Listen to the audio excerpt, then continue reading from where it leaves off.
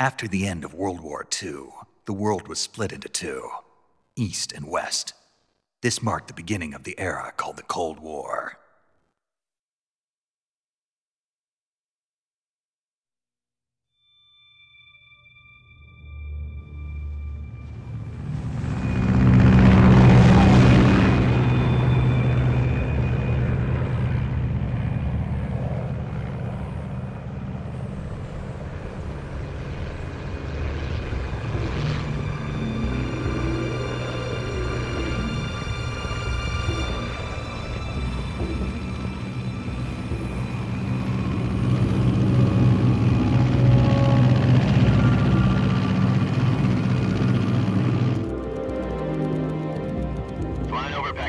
Altitude 30,000 feet. Approaching Soviet airspace. 20 minutes to drop off. Commencing internal depressurization. Equipment check. Arm main parachute. All right. You ready to go? Drop zone still showing a high pressure mass. Cav okay. Good. We've got high visibility.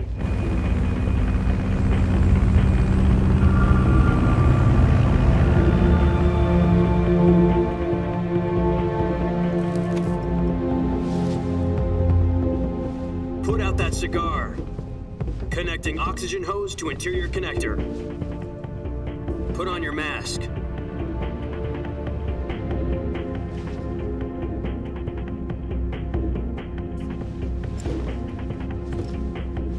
Does this panty waste know what he's doing?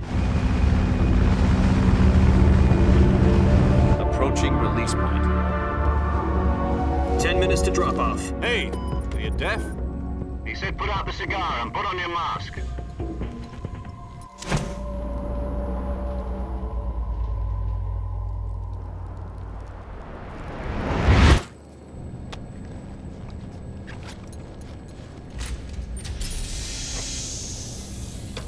Depressurization complete. Checking oxygen supply. 6 minutes to drop off. Opening rear hatch.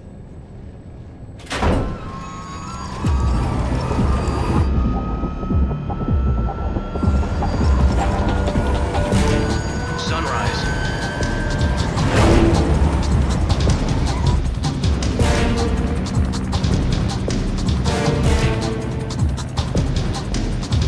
External temperature minus 46 degrees Celsius. 2 minutes to drop off. Stand up. You'll be falling at 130 miles per hour. Try not to get frostbite from the wind chill. 1 minute to drop off. Move to the rear. Activate bailout model. This is one for the history books. The world's first halo jump. 10 seconds to drop off. Stand by. Status okay. All green. Prepare for drop off. Countdown. 5, 4, 3, 2, 1. Spread your wings And fly. God be with you.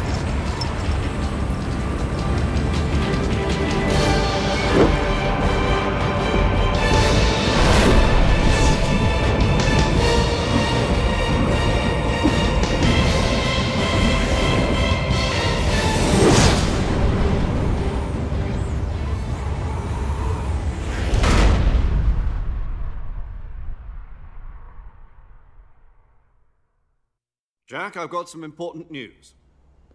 The head of the CIA has finally given us the green light for the virtuous mission. Virtual mission? No, the virtuous mission. The future of our Fox unit depends on it. If it succeeds, we'll be officially organized into a unit. Virtuous mission? Sounds like some kind of initiation ritual. You know, don't get cocky. This isn't a training op. Right. So what exactly is this wonderful mission? Well, about 2 years ago, a certain Soviet scientist requested asylum in the West through one of our moles. His name is Nikolai Stepanovich Sokolov. He's head of the OKB-754 Design Bureau, one of the Soviets' top-secret weapon research facilities, and the East's foremost expert on weapons development. Sokolov? Isn't he that famous rocket scientist? The very same. On April the 12th, 1961, the Soviets achieved the first manned spaceflight in history. The Earth was blue, but there was no God. Well spoken. The rocket that carried Yuri Gagarin into orbit was the A-1, known as the Vostok rocket. Sokolov is said to be the man most responsible for the multi-engine cluster used in that rocket. After Gagarin's flight, Sokolov left rocket development to become the head of the newly established Design Bureau. From a lowly technician to head of a design bureau, that's quite a success story, so why'd he want to defect? It seems he'd become afraid of his own creations. Afraid? Call it a crisis of conscience. And for that, he left his country and his family behind and went over the fence? Not exactly. One of his conditions was that his family was also to be taken safely to the west. We used a mole to get the family out first and succeeded in sneaking Sokolov over the Berlin Wall shortly afterwards. I was the one who conducted the operation. The security on the eastern side was still full of holes back then. Then what? We got Sokolov over in one piece, but the whole ordeal had left him exhausted, and we checked him into a hospital in West Berlin. It took him 2 weeks and more than 600 miles to get from the research facility in the Soviet Union to Berlin. He was in no condition to say anything coherent. And it was only a week later that we had something much bigger on our hands. The Cuban Missile Crisis. October the 16th, 1962, President Kennedy received word that the Soviets were in the process of deploying intermediate-range ballistic missiles in Cuba. The President demanded that the Soviets dismantle and remove the missiles. At the same time, he announced a naval blockade to prevent further missile shipments from reaching Cuba. But the Soviets didn't back down, instead placing their armed forces on secondary alert. Soviet transport ships carrying missiles continued on course towards Cuba. US and Soviet forces went on alert for an all-out nuclear war. Frantic negotiations were conducted through the UN's Emergency Security Council and unofficial channels to end the hair-trigger standoff. Finally, on October the 28th, the Soviet Union agreed to remove its missiles from Cuba, and so the world avoided a nuclear holocaust. But in order to get the Soviets to pull their missiles out, we had to make a deal. You mean the one where the US agreed to remove its IRBMs from Turkey? No. The Jupiter IRBMs deployed in Turkey were obsolete, and we were going to get rid of them anyway. They had no strategic value whatsoever to either the US or the Russians. The Turkey deal was a ruse, a cover story that was fed to the other intelligence agencies around the world. So what did the Russians really want? Sokolov. They wanted us to return Sokolov. You mean the Soviets pulled out of Cuba just to get their hands on Sokolov? That's right. What the hell was he working on? At the time, we had no idea. We were running out of time. It was either give up Sokolov or risk full-scale nuclear war. In the end, we had no choice. President Kennedy gave in to Khrushchev's demand. The next day, I got Sokolov out of the hospital, handing him over to agents on the eastern side. Sokolov kept on screaming, "Save me," until he disappeared from my sight. Then a month ago, we received some new information from one of our moles. About Sokolov? Yes. He was taken back to the research facility and forced to continue working on the weapon in question under KGB supervision. What's more, it's on the verge of completion. So what kind of weapon is it? Something to do with space rockets? No, missiles. Same technology. I guess you're right. We don't know the details, but it appears to be a new kind of nuclear device. For half a year now, the Soviets have been conducting frequent nuclear tests at Semipalatinsk. Something to do with the weapon, I assume. We're talking about a secret weapon so big that Khrushchev was ready to pull out of Cuba to get it back. Is Sokolov still in the facility? No. According to our intelligence, he's in Selinoyarsk, a place in the mountains about 3 miles to the west that's known as the Virgin Cliffs.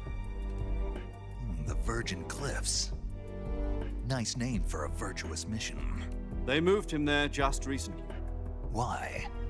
Apparently, they're conducting a field test of the weapon, but it's our best chance to get him back. This mission would never have been possible if he was still in the research facility. This is our last chance. Sokolov must have known that too when he contacted us.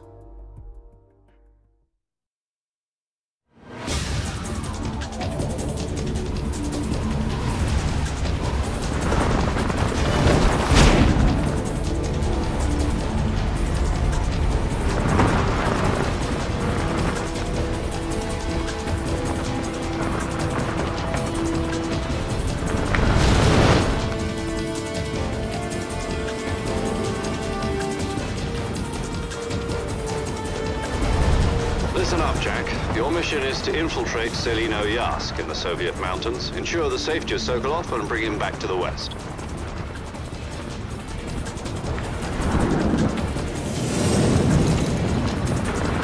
If we don't get Sokolov back before that weapon is complete, we'll be facing a major crisis. The clock is ticking.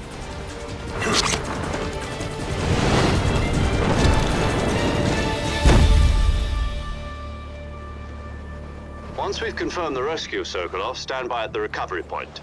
A recovery balloon will be dropped at that point. Helium will be pumped into the balloon to inflate it. The process takes about 20 minutes. Once it's complete, the gunship's arm will latch onto the balloon and pull it up. The Fulton surface-to-air recovery system. I'm familiar with the theory. Take it easy. It's been combat-proven. Do you think Sokolov is up to it? The shock will be less than during a parachute jump, and the arm can handle up to 500 pounds. So you're planning on going over the border in a single combat Talon? She's equipped with two 6-barrel 20mm Vulcan cannons, as well as two 40mm machine guns. Sounds like she could hold her own against a battalion of tanks. Even with the fuel in the reserve tank, we're facing a 4-hour time limit. If all goes well, it shouldn't take more than a few hours. Home in time for dinner. But if anything goes wrong, you'll be eating dinner, breakfast, and all the rest of your meals in the jungle.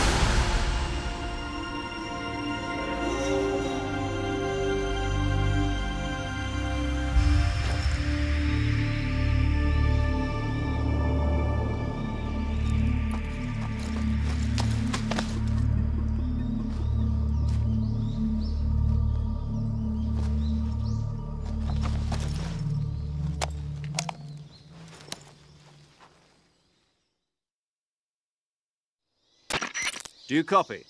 You're already in enemy territory, and somebody might be listening in. From here on out, we'll be using code names to refer to each other. Your code name for this mission will be Naked Snake. I'll be referring to you as Snake from now on. You're not to mention your real name. Snake? What, you don't like snakes? What do you mean? You've eaten one before, haven't you? In survival training. I'm glad to hear that. I don't know if I'd ever order one in a restaurant, but... Be careful, you might not have a choice. What about you, Major? What should I call you? Let's see. I'll be Tom. Call me Major Tom. This will be a sneaking mission. You must not be seen by the enemy. You must leave no trace of your presence. Is that clear? This kind of infiltration is the Fox unit's speciality. In other words, weapons and equipment are procured on site. That goes for food as well. You're completely naked, just as your name implies. Great. Now I see why you asked me if I like snakes. I suppose calling me Snake was your idea of a joke, too. No. There's a good reason for that. I'll tell you later when the time is right. Gotcha.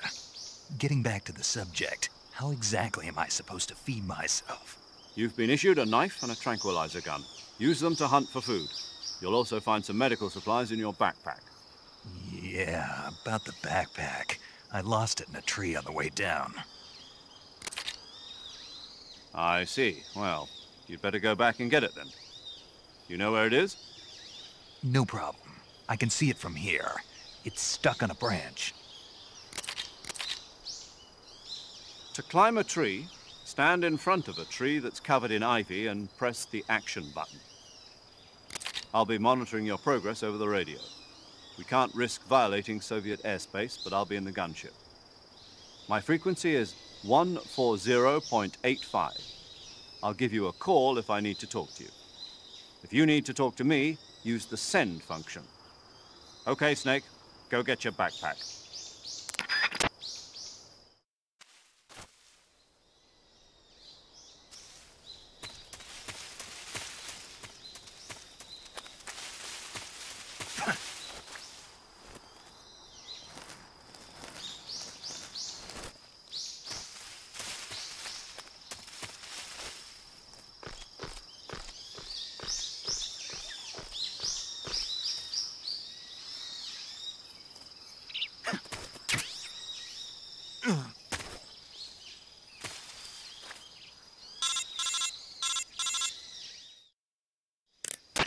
I see you've retrieved your backpack, Snake. To equip a weapon, it's necessary to take it out of your backpack. In the survival viewer, choose Weapon from the backpack. Your available weapons will be displayed in a window in the upper left. From that list, choose the weapon you want to equip and press the Enter button. For other equipped items, just do the same thing from Item. Got it. Use the survival viewer backpack. Yep, that's right. Survival is fundamental to this mission. After you've been out in the field for a while, your stamina will start to drop. If your stamina gets too low, it'll affect your performance. You won't be able to shoot accurately, for example, and your wounds won't heal as smoothly. Keep an eye on your stamina so you don't run out. To recover lost stamina, you can hunt for local flora and fauna. You can use either your tranquilizer gun or your knife to hunt. My only weapon is a Mark 22 Hush Puppy tranquilizer gun? That's right. It's been fitted with its own suppressor. However, the suppressor will deteriorate every time you fire. Once its durability reaches 0, the noise suppression effect will be gone. So don't get too trigger happy with it. The suppressor's durability is shown in the icon. Any weapons and equipment beyond what you're carrying now, you'll have to find as you go. I have to find my own weapons and equipment? Whose crazy idea was this anyway? Solo covert actions are standard Fox operating procedure. You can't leave any traces of your presence. No weapons, equipment, footprints, sweat, or bodily waste. The same goes for bullets and cartridges, too. Your presence in enemy territory is already a violation of international conventions of warfare. There aren't supposed to be any American soldiers in Russia. It could spark an international incident. You can't let anyone see you. You can't let the enemy know you're there. This is a stealth mission. You're a ghost, Snake, in every sense of the word. And there'll be no rescue if you're captured. The military and US government will deny any involvement in the affair. Then I'll just have to take care of myself, huh? I'm afraid so. You've been given a fake death pill for that purpose. SIS guidelines stipulate that soldiers on covert ops like this one be issued a potassium cyanide capsule. Tape it to your body so you can take it when you need to. How generous of you. Use it if you're taken prisoner by the enemy. It'll send you into a state of false death for a short time. Fooling them into thinking that I'm really dead. So, how do I come back to life? Just take the revival pill. You mean that thing they put in my tooth before the mission? That's the one. But be careful. If you remain in a state of false death for too long, nothing will be able to bring you back. Remember that. I'll keep it in mind. You said this was a solo mission, right? Right. I guess that means I can't count on any reinforcements. Correct. The mission rests entirely in your hands. A real one-man army. Relax. There's a support team ready to back you up over the radio. Who? I'll introduce them to you. This time, survival is of utmost importance. The first member of the support team will be in charge of monitoring your physical condition, acting as a medic, so to speak, as well as recording your mission data. She's a member of Fox as well, and she's here on the gunship with me. She? Hello, Snake. I'm paramedic. Nice to meet you. Paramedic. As in a medic who comes in by parachute. Aren't you going to tell me your real name? Are you going to tell me yours, Mr. Snake? My name, huh? It's John Doe. And they call you Jack for short. You're a regular Captain Nemo. A name means nothing on the battlefield. After a week, no one has a name. What's your name? Jane Doe. Very funny.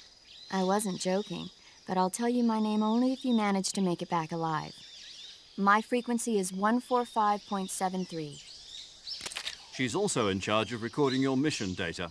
Whenever you want to save, send a message over the reserved save frequency, 140.96. So saving lets me record my mission data. That's right. It also records the state of your health. Good to know. There's one more person I want to introduce you to, Snake. Huh? Speaking of snakes, you remember the boss, don't you? A legendary soldier and your mentor. Actually, it was the boss that got the DCI's authorization in the first place. She's going to be serving as Fox's mission advisor. The boss is? She also helped me plan this mission. She and I were at SAS together. Jack, is that you? How many years has it been? Boss? That's right. It's me. Oh. Talk to me. Let me hear your voice. It's been 5 years, 72 days, and 18 hours. You've lost weight. You can tell just by the sound of my voice. Of course I can. I know all about you. Really? Well, I don't know anything about you. What's that supposed to mean? Why'd you disappear on me all of a sudden? I was on a top-secret mission. You didn't need me anymore.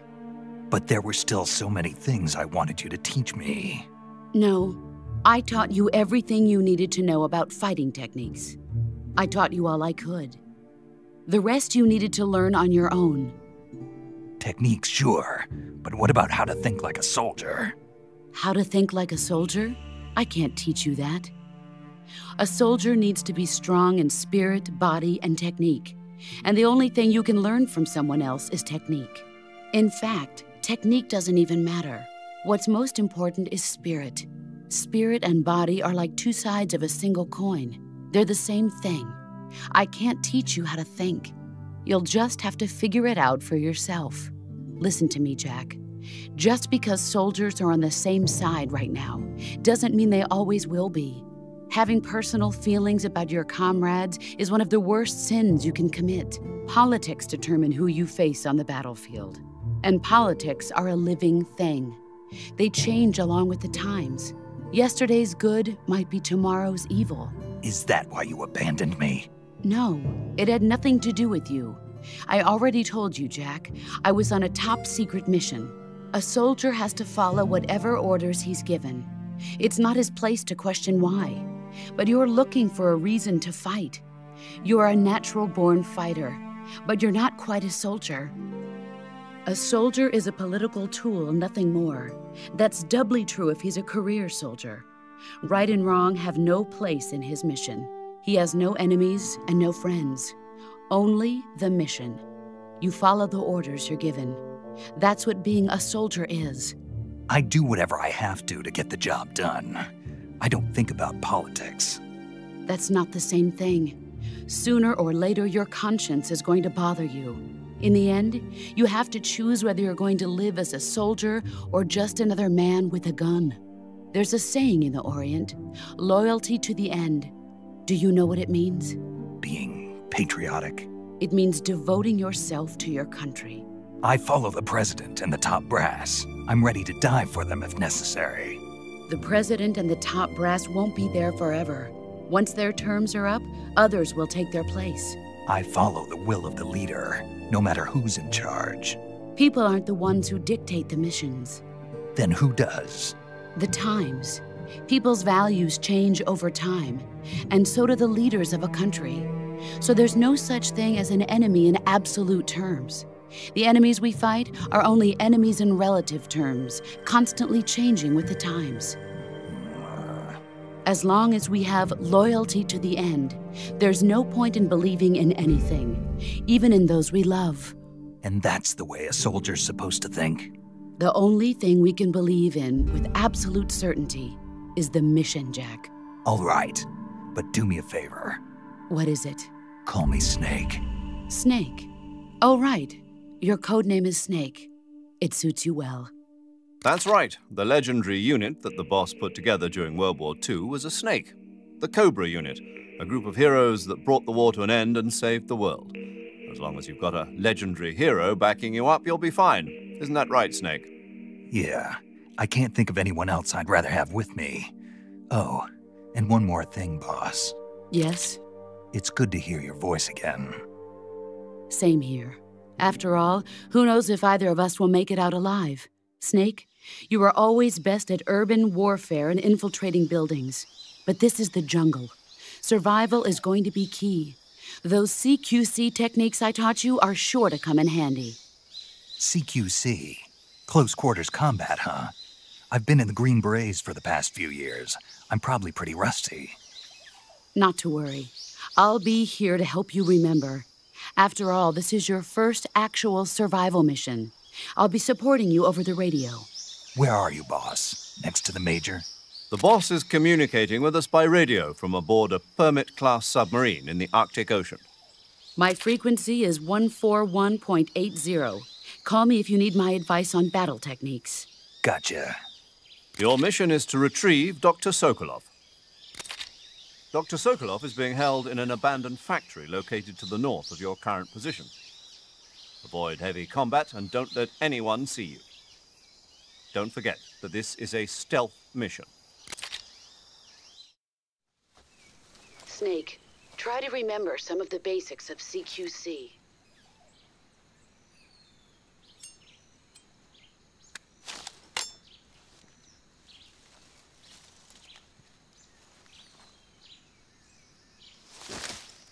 Commencing virtuous mission now.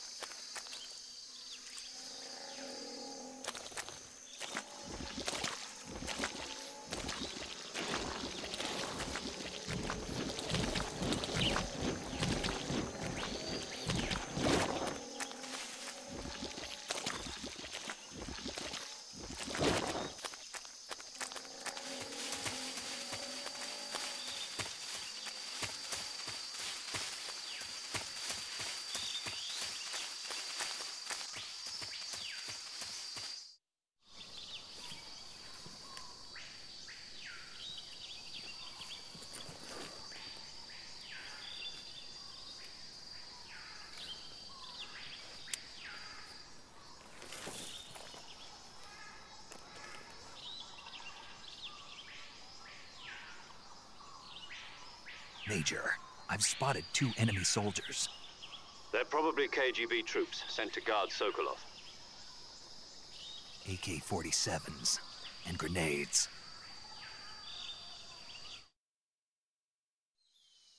Snake, your presence in Soviet territory is already a violation.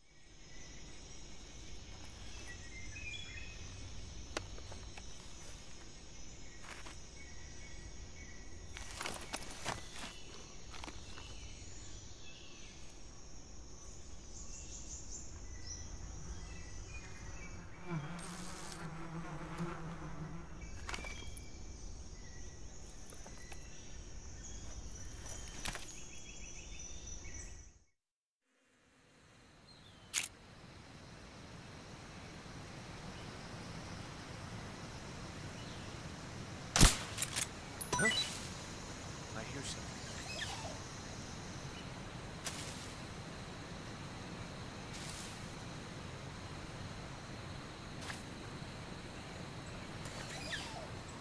There's nothing here.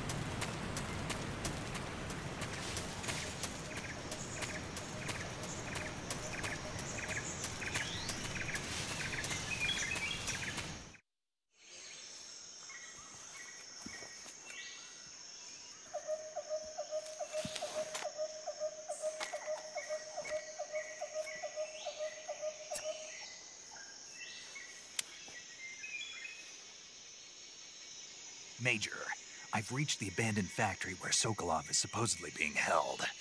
This place is a dump.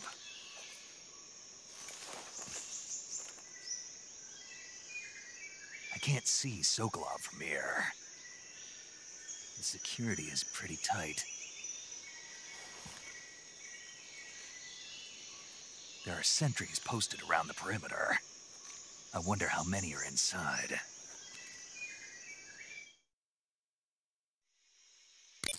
Your objective, Sokolov, is inside the factory. They should be holding him in a room in the northeast section. Northeast section. Got it. Be careful. Your mission is to bring Sokolov back alive. He must not be exposed to any kind of danger. Do not approach Sokolov while in the alert phase. Right. Oh, and one more thing, Snake. You mean there's more? No, it's just that when you get to Sokolov, I want you to tell him something from me. And that is? Sorry for being so late. Is that all? Yes. Understood. Beginning my approach to the target.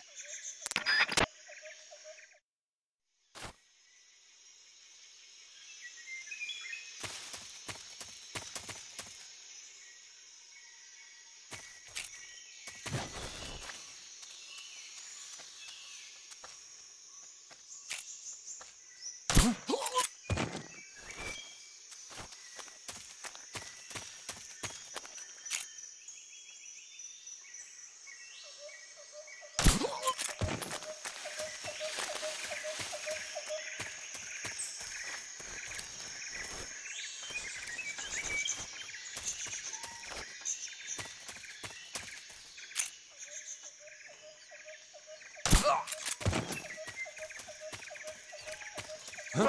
Who's that?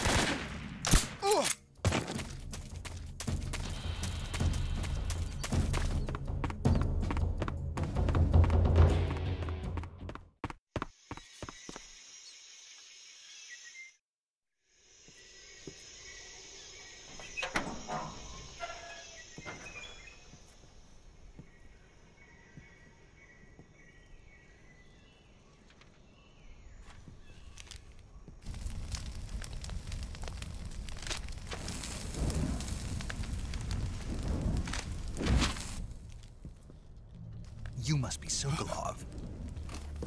Are you one of Volgin's men? You'll never get it from me. No. I'm a CIA agent. I've come to escort you back to the other side of the Iron Curtain. You're CIA? Yeah. I was sent by Major Zero, the man who got you out 2 years ago. Zero? I have a message from him. What is it? He said to tell you sorry for being so late. Did he now? What does it mean? It means he's a man of his word. But we've got no time for this. You have to get me out of here before they arrive. Who's they? Colonel Volgin of GRU. You in the West know him as Thunderbolt. Thunderbolt? Never heard of him. He's a member of the Army's extremist faction, a man who seeks to seize control of the motherland. Ever since the Cuban Missile Crisis 2 years ago, Khrushchev has been pursuing a policy of peaceful coexistence with the West. Despite resistance and criticism from hawks in the army and the provincial authorities, Khrushchev has managed to suppress the opposition so far. But the failure of his agricultural policies has put him in a precarious position. And on top of that, the tragedy last November. President Kennedy's assassination. Precisely. In a sense, Khrushchev has lost his biggest partner, and his power base is rapidly crumbling away. A certain group is plotting to use this opportunity to seize power by rallying the anti-government forces, overthrowing Khrushchev, and installing Brezhnev and Kosygin in his place. The mastermind behind this plot is Colonel Volgin of the GRU. He has control over another secret weapons research facility much like this one, OKB-812, known as the Granin Design Bureau, and is using it to further his plans. But that is not enough to satisfy him. Now he's plotting to seize the secret weapon I have been developing here and use it as leverage in his bid for power.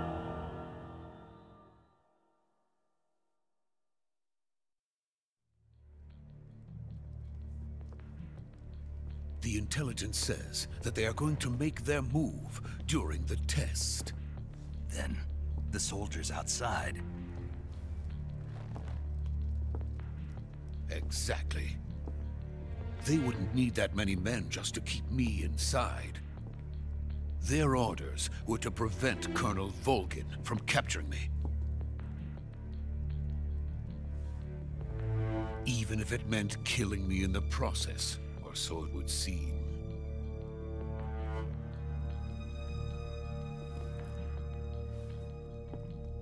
Volgin will come. I'm sure of it. You must get me out of here before then. Leave it to me. By the way, your Russian is superb. Where did you learn to speak it? From my mentor. Is that so? America's truly a frightening country. Having second thoughts? No. I have no love for this place. Let's go.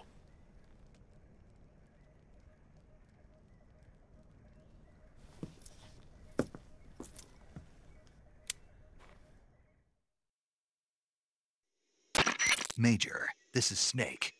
Sokolov is safe with me. He's doing fine. No injuries. Good work, Snake. Now hurry up and get Sokolov to the recovery point. We'll rendezvous with you there. Roger. What about the sentries? I managed to get past them. I see. What about the boss? We lost contact with the boss some time ago. What happened? It's probably just a weak signal. Just hurry and get Sokolov out of there.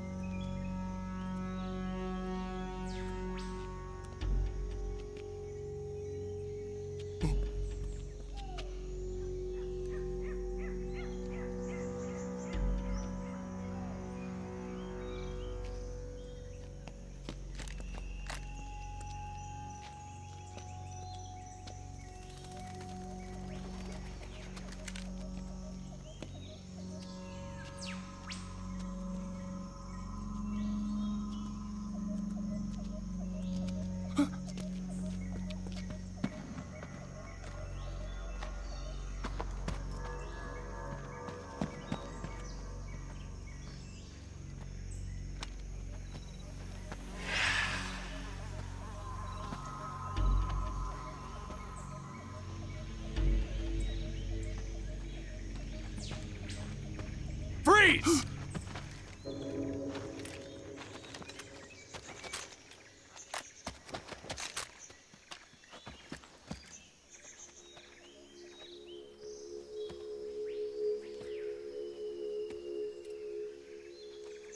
So this is the legendary boss.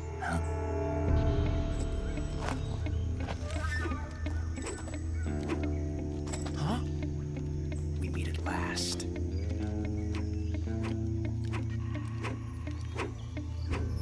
You're from the Ocelot unit of Spetsnaz. Huh. What's a GRU soldier doing here? Soldier?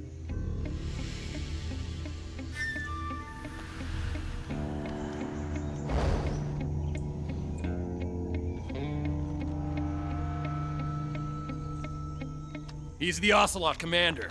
Ha! That's Major Ocelot to you. And don't you forget it.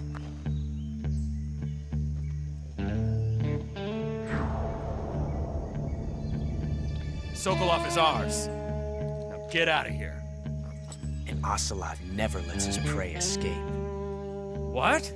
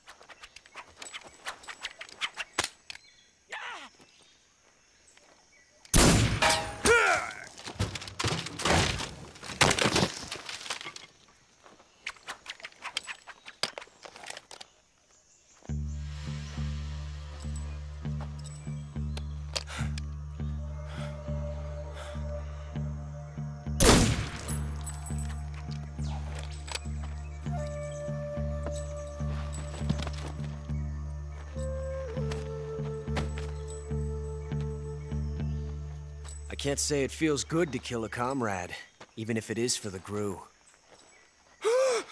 Sokolov, take cover.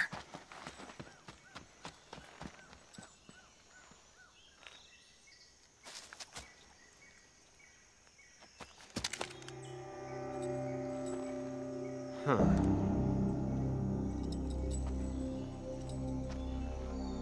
You're not the boss, are you?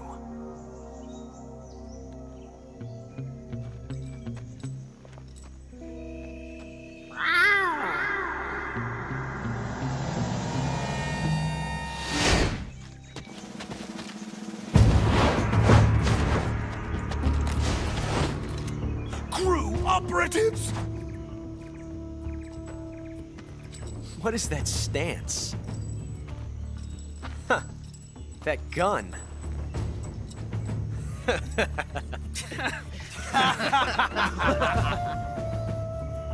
If you're not the boss, then die.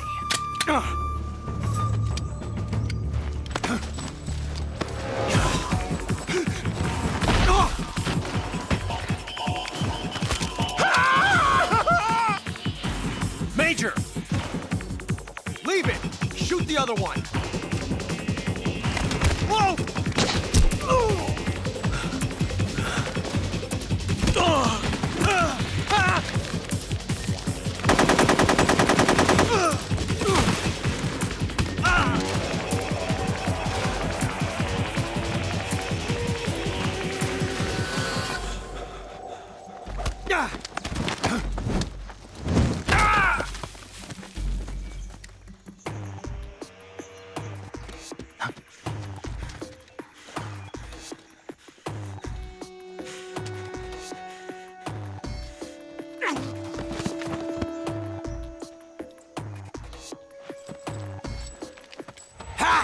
Ha!